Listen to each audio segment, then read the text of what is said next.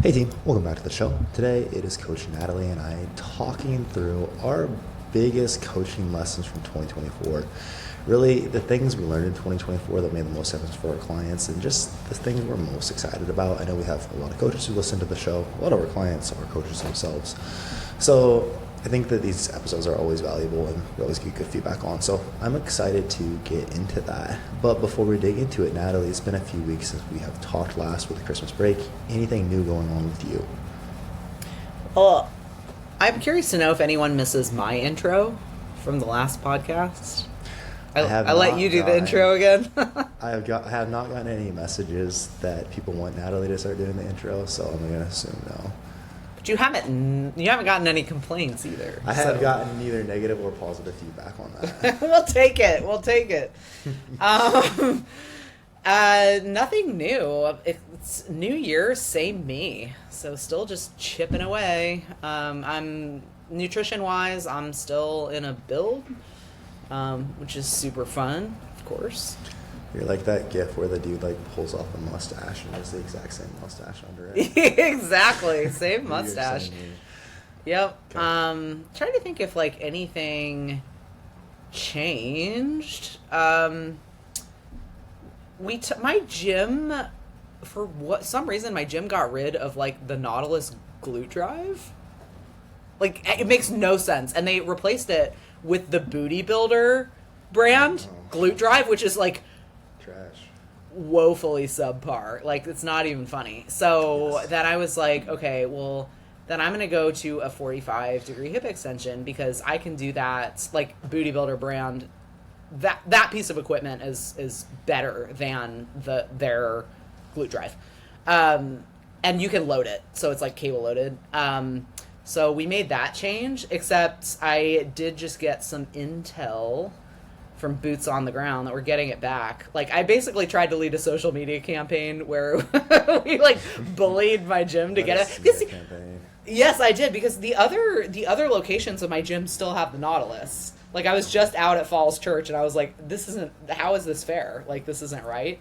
I think what happened was like the seatbelt was like uncomfortable or broken, but I really think that other people are just soft. So it's like all the people like me, like no one complained because it's like, well, whatever, like we're just gonna deal with it. And then it's like the people that like probably like don't know enough that are like, this hurts. It's like, stop being so soft. Are there truly any problems, or are people just soft? It is. It's most of our problems. But I did catch word that we're getting it back, so trying to decide if that needs to go back into the program. That's really like what's new with me. In actuality, though, I would say you're not. It's very, very common for that shit to hurt if you're. Yeah. Especially like if you don't know how to set it up. That's not necessarily you are just a soft person. Sometimes it is. I mean, I think there's a lot of variables that could go into that as well with like your bone structure and things like that. But yes. Anyways, what were we gonna say from there? That's literally what's new with me. Is that that's the only potential change. Natalie's gym got rid of the glute drive, and now they might get the glute drive back. Exciting news over there. Let's go ahead and get into the episode on that note. It's the update everyone was waiting for. Yeah, I know y'all have been on the edge of your seats for 2 weeks, so there you go. Radical changes in 2025, everyone. You have more points here than I do, so I'm actually going to let you start. Again, digging What? into biggest things we learned in 2024. We feel that we've made the most difference for our clients, ourselves as coaches, to have pushed along results better, and just the stuff we're excited about. So, Natalie, what is your first point for us? Okay. This is going to sound harsh, but I'm going to explain it, and I'm going to say it anyway. You said literally everyone is too soft, and that's why there's problems. So I think you've set yourself up for everything else to say would sound less harsh than that. Good. Set the tone for the day. The true understanding, like realization and understanding that as a coach, I am not responsible for other people's relationship with their body or their relationship with food. And I'm also not responsible for other people's effort. And what I mean by that is, and I think I hope that a lot of our listeners out there can relate to this, but this can be a really like emotionally driven career, because if you're in this space, I hope it's because you're incredibly passionate about health and fitness and physique transformation, and passionate about helping people and helping people level up, and passionate about people too, right? This is a people business. And so it is really hard not to ride the emotional roller coaster with your clients. I definitely have done this in my earlier years coaching. I'm not saying I never do it anymore, but I think just understanding, I can't be responsible for someone else's relationship with their own body or with food. Now, obviously, I'm going to do the best I can, using the tools and education that I have to set them up well for their journey. And like I'm not going to, like, needlessly or ruthlessly drop calories if it's not needed, things of that nature. Like, I'm going to try my best to set people up well, but I ultimately, like, there might be work that your clients need to do themselves on those things, and you're not responsible, nor is it really in your scope of practice as a coach. We are not licensed therapists or mental health professionals. I do like to think that the work that we do usually results in improvement of those things, like can help nurture. Like, I've definitely seen, I've for sure seen people, improve their relationship with food and their body through coaching. And I love that. But I can't be responsible for that. Because I think that load is much too hard and unreasonable for another person to bear, and it also abdicates responsibility on behalf of the client, and the work that they need to do. And then the last point was, I can't coach effort. I definitely have some tips, everyone suffers from lack of motivation from time to time. And I love those conversations because, I think it's valuable for people to understand, like, that other people occasionally lack motivation. Hey, how do we deal with this? How do we work through that? Absolutely. But I shouldn't have to coach your effort. Like, I can't want it more than you. Yeah. No, I think most coaches can probably relate that a lot. It is so easy for coaching to be, yes, an emotional roller coaster. And I think especially when, and I would agree, I think, of course, like, a lot of our evolution is very similar here. It's been very helpful for me as well with, hey, we're physique coaches, right? And yes, people's, like, relationship with their body, their food, their self-image, they do improve a lot with this, and that is so cool. That makes me so happy. But at least for myself in the past, I feel like there was I put so much pressure on myself I need to fix, like, every aspect of this person's life. If they have, like, a down week, if they're, like, and I still will, like, I want to dig into, like, whatever I can to help said person. But in, like, putting so much pressure on myself, I've realized now I almost sometimes would create problems that weren't there. And, like, like, it's Christmas week and I'm just, like, not as motivated, right? And it could be, like, in the past, like, oh man, well, like, is it XYZ? Like, talk me through what's going on, and, like, oh, yada, yada, yada. And, like, sometimes it's so important. But really, I think a lot of times it's understanding, dude, that's normal for, like, everyone this week, right? Mm-hmm. Me either, right? Like, we had a lot going on, there was all this other stuff, and I still did the thing. Like, I think that a lot of times it was almost like putting so much pressure on myself to, like, fix every single thing. If it was like, okay, this felt a little bit off, that again, it turned into, like, hey, this isn't actually something that's broken in the first place, but I'm making it seem like this because I feel like I need to fix it, and the person, like, the client gets fixated on it, and then we're both, like, in this negative cycle. I'll add an example. Agree with everything you said, by the way. But an example is, like, someone saying, I hate the way I look in my progress photos. So because I'm a human being and I've been there myself, probably will be there again at some point, like I can for sure relate. Like I understand. I don't love every photo I take of myself either, on like check-in days. But that's not something I'm going to be able to fix in a week. Or honestly can fix. Yeah. If that makes sense. Yeah. And I think that's more so you're saying less of like okay, so I need to give this person this mental framework. Right. Like how are we going to work through like not hating our photos every day? That's deeper work. Like So a little bit outside. That now? How would I approach that? It depends. I feel like that's such a cop-out answer, but it does depend. If someone says it once, I might not even acknowledge it, quite frankly, because that is going to call attention to it and then kind of indulge it a little bit. If it's something that comes up repeatedly and like, because I will have some clients who like it's a real problem, and you know what, maybe we need to take some time off of like taking photos for a little while. So there's that side of the coin too. And if it's something that comes up with enough frequency, then I'm probably going to address it and touch on it and give my own 2 cents. And it's probably going to be more along the lines of, hey, like this is something that has come up a couple times now, and, we'll probably normalize it. And make some suggestions like, do you think maybe there are, some other things that we could appreciate about our bodies, not just like how we look in photos kind of thing.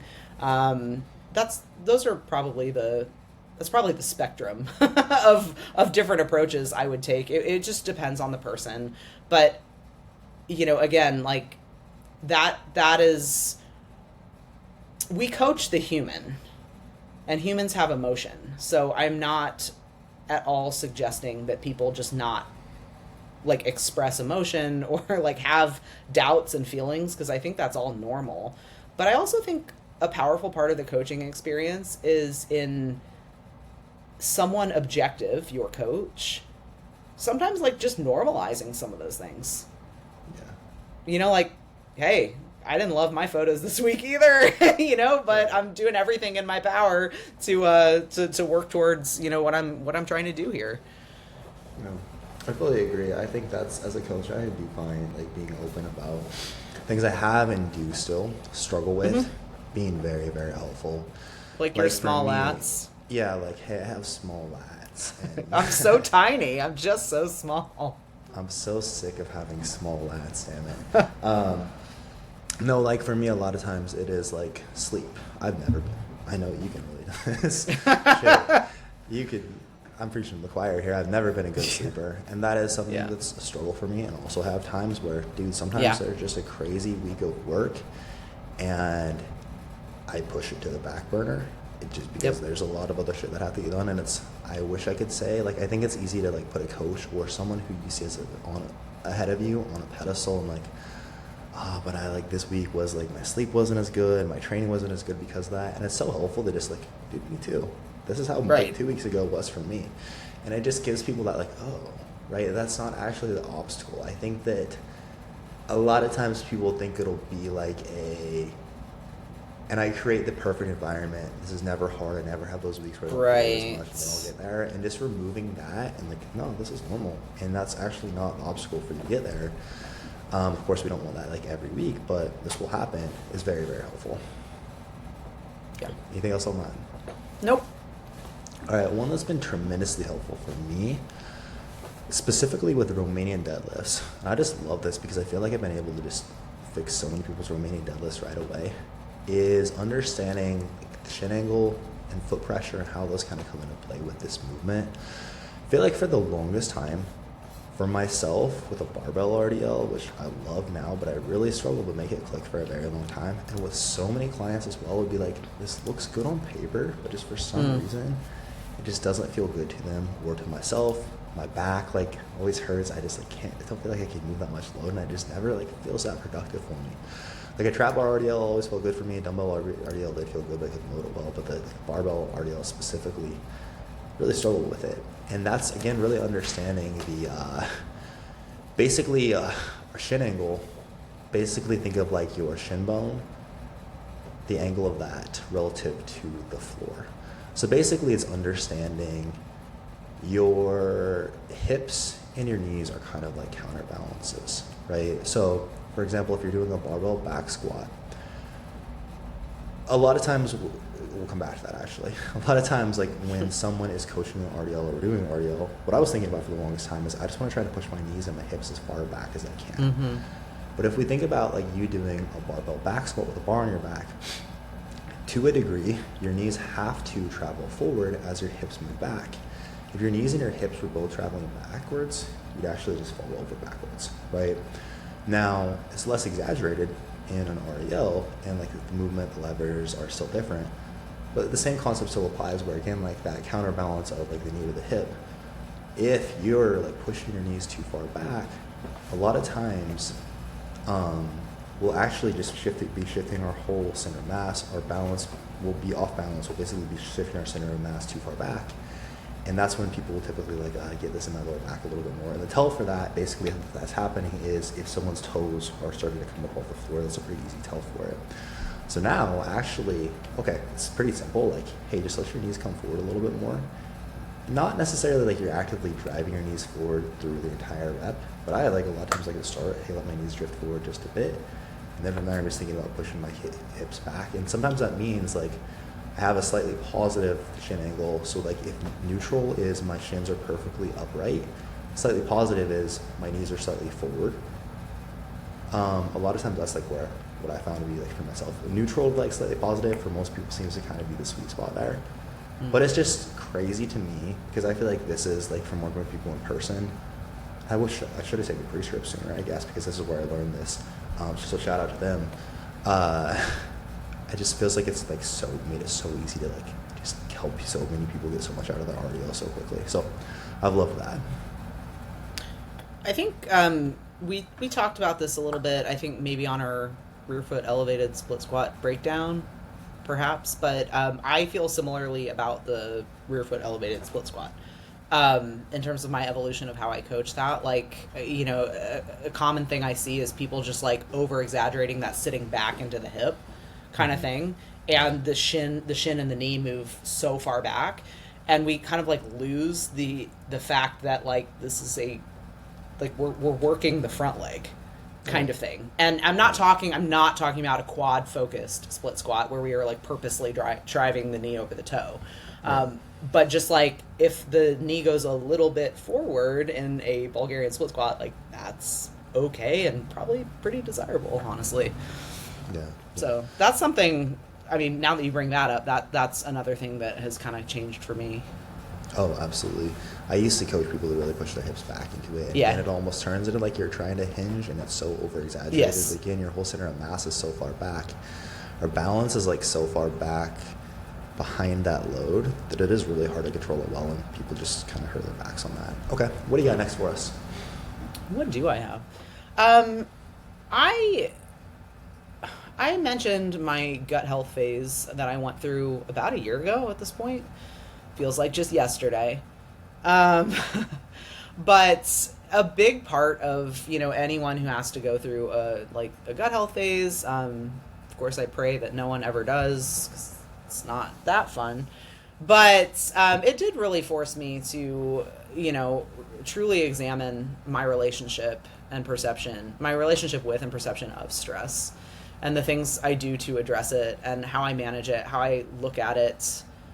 And so that, and though I don't have many clients who need to go through a gut health phase, I have conversations with just about everybody about stress. And it gave me a lot better insight, in terms of like tools, and different things like that. So that's really helped. And that's been within the last year. So not much more to it than that, but worth mentioning. what, like, with your perception of stress changed? I think I just feel like I got so in touch with like all of the ways that like I'm in my own way, and like looking at certain things like, and I know you and I have talked about this a lot, but like always kind of like looking towards the kind of like end result. Like I just got to get through this. I just got to get through this. Like I got to get through this next big thing. And even like to some extent the gut health phase. I just got to get through this and then I'll be on to the next chapter. Like this is a really hard week. I just need to get through it. That was like a pattern I just found myself in and still do sometimes a lot. And I mean, truthfully, sometimes you really do just have a tough week and like, kind of like what you were saying in terms of sleep. Like, sometimes it just be like that, but you're like constantly looking toward the next thing. Like, I just gotta get through this thing. I just gotta get through this thing. Like, that's not really a way to live. Oh, yeah. No, I can relate to that as well. I feel like that was one of my biggest areas of growth in the last year or so as well, where it's like, dude, I've lived every week like this for like the last 3 years. Yeah. Am I ever gonna like let myself just chill and enjoy my life? It doesn't have to mean doing less, but again, like a lot of times my perception of this is what I've chosen to take on, maybe I can change. Like, it doesn't have to be as stressful as I'm telling myself. Right. It is. And again, sometimes it is just stressful, but yeah. There are a few things that I've really examined and like asked myself, like, is that truly stressful? Like, is it really? And I guess an example there would be, a few months ago I started, decided like, you know what, I have no reason like not to post to social media every day. Like, I'm an online coach. Like, I've got stuff to say. I've got an interesting story. Like, I'm gonna share more. And I just used to get in my own way there and think like, oh my gosh, like I have to get, I should get up a social post. Like, it's just, I just one day it's like I flipped a light switch and I was like, that is not that hard. Literally just like, you have something to say. You have like multiple conversations with clients, things that you're helping clients through every single day. Pick one and talk about it. I fully agree. Social media is an interesting one. I feel like for the first like year or so when I created a lot of content, it was so easy for me, and then I let myself change the relationship with it, where it did become a lot more of a stressor. I was overthinking it so much more, and it was like it's very much one of those things where actually doing the thing is not that difficult. Yeah. Which you can turn it into such a monumental task that you just procrastinate and like think about so much. You're like, oh, this is so hard. When it's like, I just have to write a couple paragraphs, and it depends on what you're creating, of course, but I can for sure relate to that as well. I'd say that's for sure something I'm still working on, like getting back into my groove there a bit more. I think that's a good one in general, not just with regards to social media, but just like, is this thing that is this thing that I'm like building up in my mind actually that hard? Yeah. And like, that's a question that I pose to myself often when I find myself procrastinating something. I'm like, is this thing actually that big a deal, or like you making it one? And then with that, I tend to kind of try to remedy that with like a hard things first mentality. Like if there is something, I try not to let things get to that point anymore, to the point where they'll just keep like snowballing, and it's like, if you just kind of commit to doing the hard things first, you don't give yourself a chance to like, obsess. And my day tends to go a lot smoother. Yeah, no, definitely. I can relate to that. I, again, really just like challenge that initial perception. I feel like, because really like what we do is mostly just fun, right? People get jacked and we get to like, our clients are the coolest people. So it's funny how like you can twist that, but that's, I can for sure relate to that. Okay, next up for me, we have a very similar ones here. I actually like how you put yours better. Huh. I'm just going to take yours. Communication. As long as you give me credit. All right, so I came up with this and not Natalie. More direct communication equals better results. I put this. And I made it better. I put this as coaching for a result over being liked. We talked about this a little bit in the 2024 year interview podcast as well, which the guest on that was excellent. Interviewer was, but really this has been very helpful for me in that I'm very proud of my entire coaching career. I truly feel I've done an exceptional job and loved all my clients to death.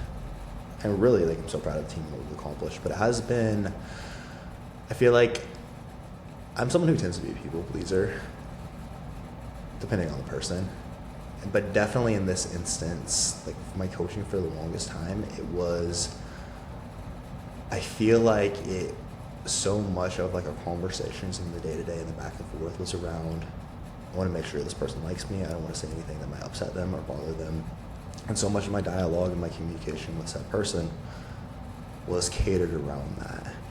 Where, I know we talked about this again on that episode, but it's well, do I want, and even kind of digging into the elements of coaching or the elements of this that aren't necessarily within our scope as much, right?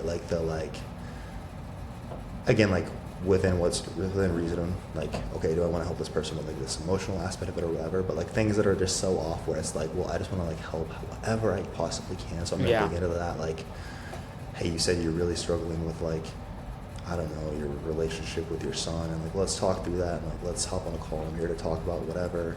Not that I'm opposed to hopping on the call, but dude, I can't give good advice there. I hate kids. I don't hate kids. I don't have kids. I don't have kids. I wouldn't necessarily. You are say one. Kids. I am. Anyways, I don't hate kids. But point of all that being, I feel again, I was so coming to, I don't want someone to be staying around just because they like me. I want them to be staying because of the result they're getting.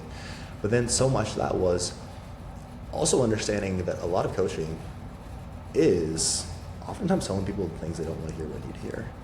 And if I've pigeonholed myself into this just Jeremiah's just here to be my cheerleader, that's I'm all my clients' biggest cheerleader, I'm their biggest hype girl, whatever. I don't know that that's necessarily, I'm all for it when it's warranted. And Yeah. I also still, depending on the client, I think someone does better with more positive words of affirmation. I'll typically still give them more. But also I feel you can easily create this relationship in coaching where people only expect you to give them positive. And a lot of times it's almost a toxic positivity in a way where it's you are just heaping that on that person because you want them to feel great, you want to feel like you like them, and you're again their biggest hype man, when hey, we actually haven't been doing things that well yet. And then they get to this point where I'm not making progress, and then it's a frustration. But then it's much harder to go back to, okay, here's the problem, let's just be direct and clear about this. So really just being blunt, being direct. And I'm never going to go out of my way to be a dick. And I still want to be nice to my people. I still, of course, help my clients like me. But again, just being able to hey, here's the problem, here's what we need to do, and just feeling I don't need to dance around that. It's just so helpful. Anything to add there? Yeah, something that, because we both shared a similar point on our outline, something that has really helped me with this is trying to think how I want to put this. I understanding that fundamentally I am not a rude person. I Really? have I manners. think so. I am to you, but it's warranted. I have manners, and I trust myself to not be rude. So there was a time when, it was taking me a long time to craft responses to clients because I need to make sure that I put this delicately. And to your point, I'm not going to go out of my way to be rude, but I'm also not a rude person. My default setting is not to be unkind and hurtful. And that framework really helps me deliver feedback more efficiently these days.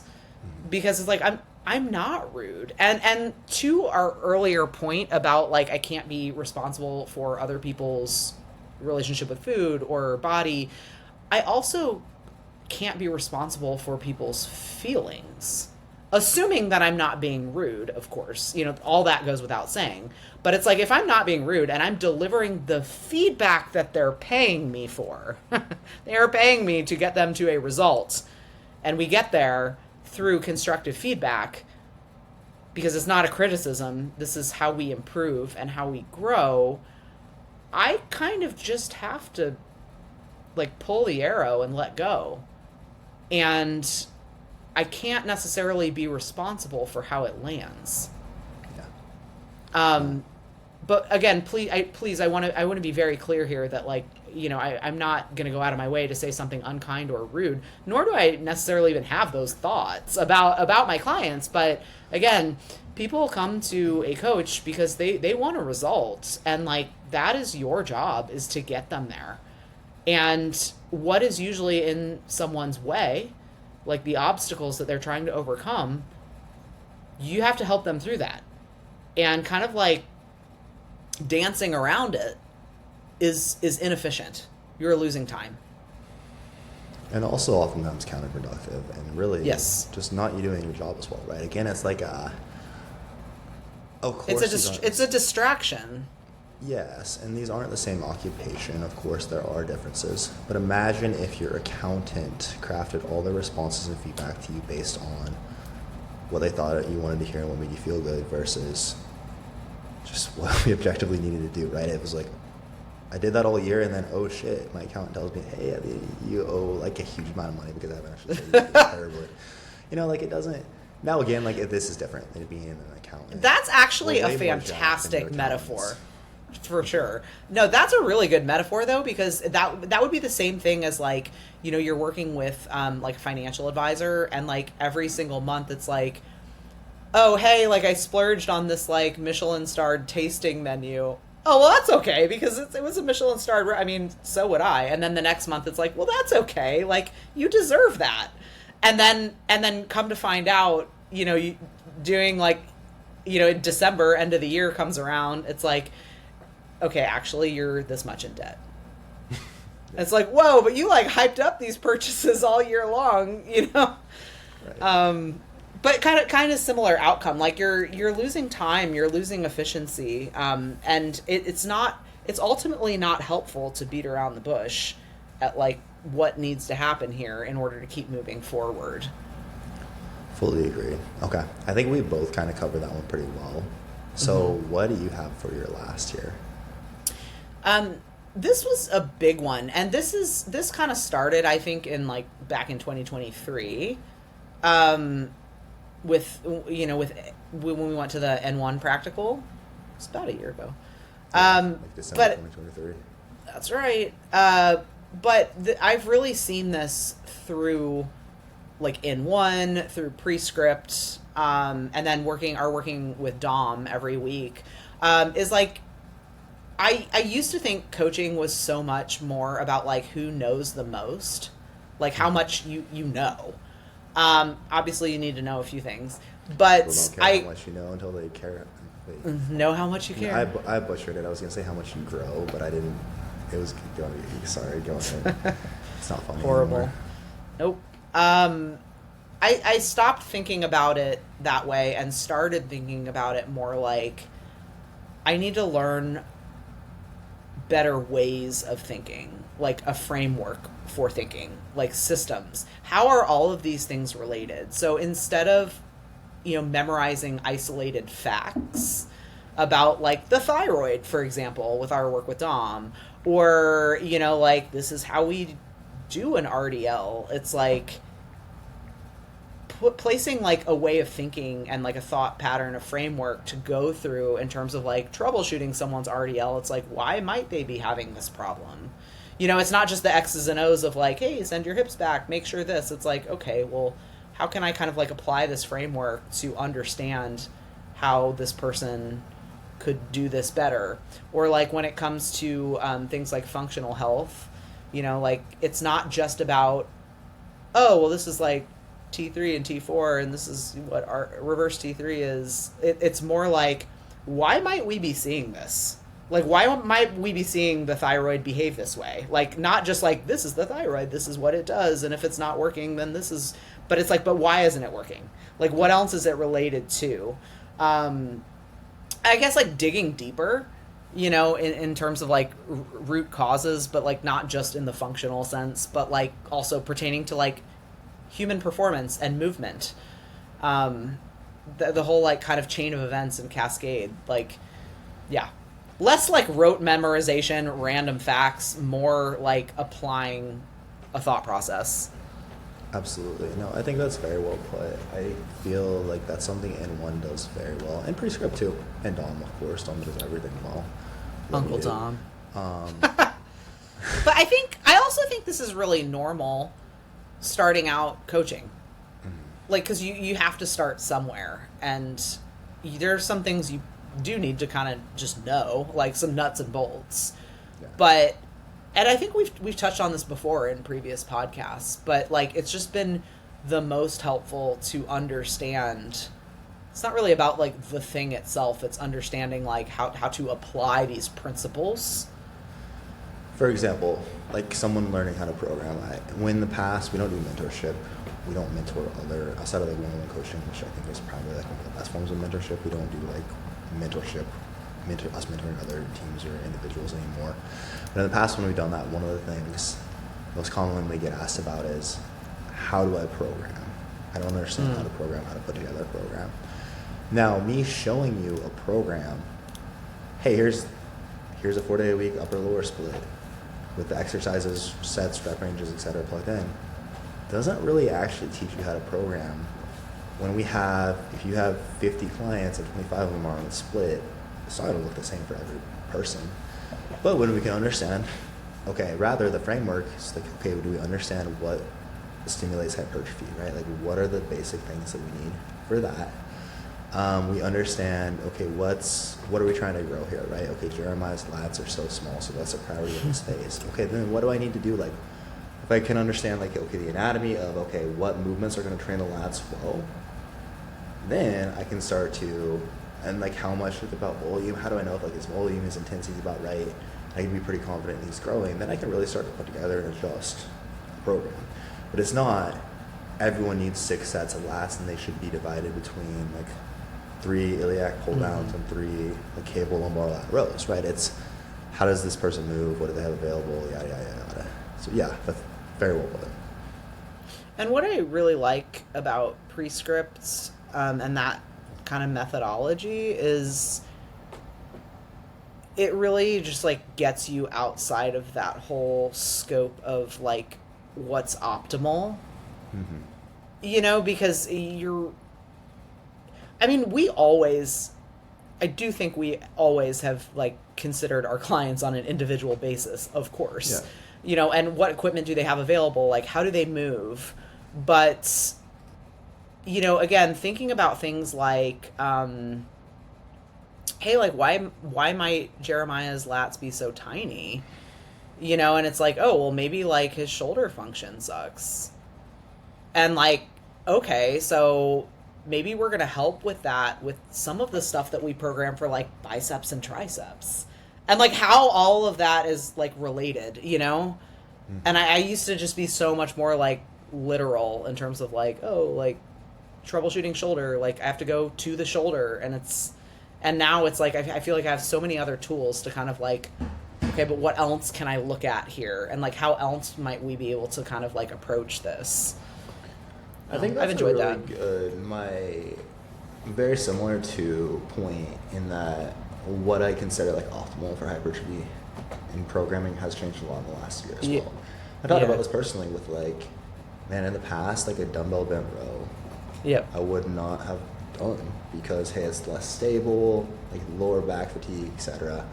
Or even like a back squat, like Smith machine squat. Even like, well, if I could do a hack squat, why do that, right? But if hey, like my ability to like stabilize my hip or like my ability to like stabilize my spine and lower back is actually the limiting factor for me moving a heavier load on so many of these movements, and like my hip function is terrible. And if I can like improve that with these, and that carries over to my hypertrophy movements, I can get more jacked and like get better output because of that.